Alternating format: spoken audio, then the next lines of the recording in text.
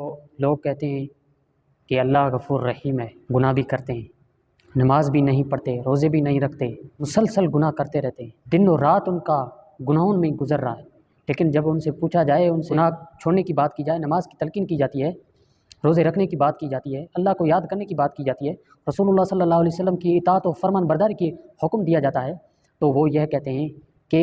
جب اللہ راضی ہو تو کیا کرے گا ملا قاضی، ایسی باتیں کرتے ہیں اور کہتے ہیں اللہ غفور رحیم ہے، اللہ مہربان ہے، وہ بخش دے گا، وہ بخشن ہار ہے۔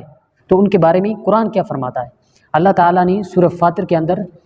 فرمائے یا ایھا الناس ان وعد اللہ حق، یہ لوگوں بے شک اللہ کا وعدہ حق ہے، سچ ہے،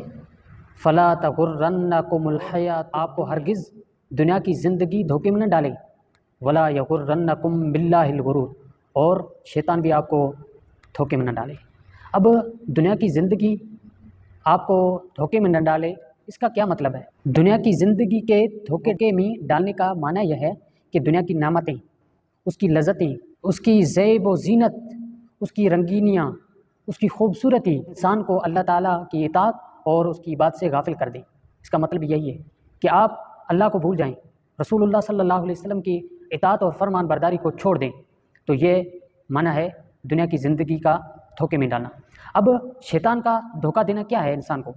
شیطان کا دھوکہ یہ ہے کہ انسان اللہ کو بھولا رہے، مسلسل گناہ کرتا رہے اور امید یہ رکھے کہ اللہ اس کی مغفرت فرما دے گا۔ دوسری آیت کی تفسیر میں اللہ تبارک و تعالیٰ نے جنت سے نکالا تھا تو اس نے 4 دعویٰ کیے تھے۔ پہلی دعویٰ یہ ہے کہ میں ان کو گمراہ کروں گا، میں ان کو بھٹکاؤں گا، اور دوسری بات یہ کی تھی میں ان کو امیدیں دلاؤں گا، آرزو دلاؤں گا۔ تو ان کے آیت کی تشریح اور تفسیر کے تحت غلام رسول سعیدی صاحب فرماتے ہیں کہ 4 باتیں لکھی ہے، حضرت ابن عباس سے روایت کی ہے۔ ان میں پہلی یہ بات ہے کہ ان کے آرزو یہ دلاؤں گا کہ وہ اللہ کو گناہ کریں گے، نماز چھوڑیں گے، روزہ نہیں رکھیں گے، اور اس کے باوجود وہ کہیں گے اللہ غفور رحیم ہے۔ کہ ایسے لوگ ہمارے ہاں بیٹھے ہیں، نماز نہیں پڑھتے، روزے نہیں رکھتے اور زکوٰۃ نہیں دیتے، نمازی پر داڑھی پر ٹھٹھول کرتے ہیں، ان کو حقیر سمجھ میلاد شریف کرتے ہیں اور مرید بھی بنتے ہیں، اور یہ کہتے ہیں کہ قیامت کے دن ہماری رسول اللہ سفارش کریں گے، غوث اعظم رحمۃ اللہ علیہ شفاعت کریں گے۔